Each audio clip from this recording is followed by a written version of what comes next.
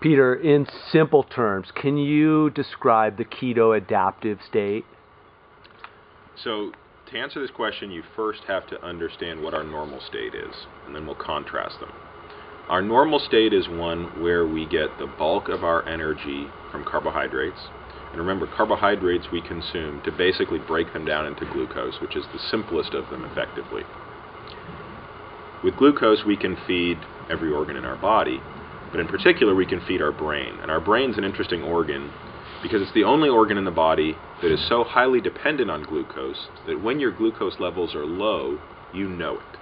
So anybody who's had a low level of glucose, whether it be in a swim or just if you've gone too long without a meal, will tell you how they feel, which is they shake, they perspire, they sometimes get nauseated, they get weak, they get lightheaded. How about getting grumpy? Yeah, believe it or not, I think that's absolutely correct for many people. Certainly for children, if they've ever seen a child cry when they're hungry. Okay. So the reason we're doing that, by the way, is primarily driven by our brain. It's not driven by, your biceps or your quads. Those aren't the muscles that are starving for glucose. It's your brain at that moment. Okay. So it turns out, if you think about it from an evolutionary perspective, that would be a pretty lousy state to be in. If you were an organism that's brain was solely dependent on glucose, which is, remember, something you can only store about 1 day's worth, you would die after 2 days of not eating because you would simply run out of glucose and your brain would turn off.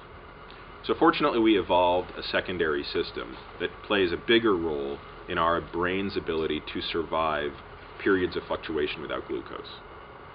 We have the ability to turn fat and a segment of protein or amino acids into something called a ketone body.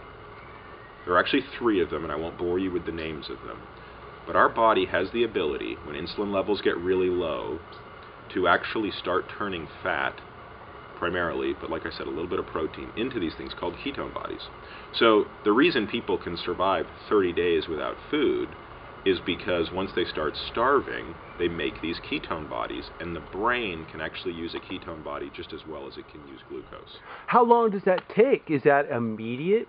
Or is it something that the body has to adapt to over a period of time? Well, in the case of starvation, it begins to occur within 24 hours, approximately, that you'll start to see a rise in this level of ketone, which is almost undetectable at a normal state. What you asked about was keto adaptation, which is different from starvation, and by the way, very different from something called diabetic ketoacidosis, which is much more close to the starvation state, but for a different reason.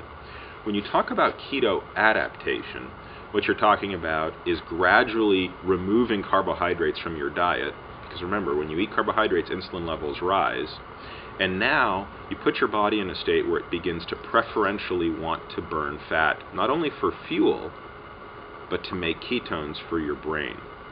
And in that case, keto adaptation probably takes about 2 weeks, because you're doing it much more gradually.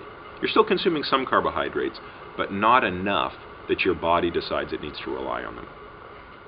Pretty interesting stuff. Now, I remember in school hearing about something called ketosis, and it was actually something that's very dangerous that we wanted to avoid.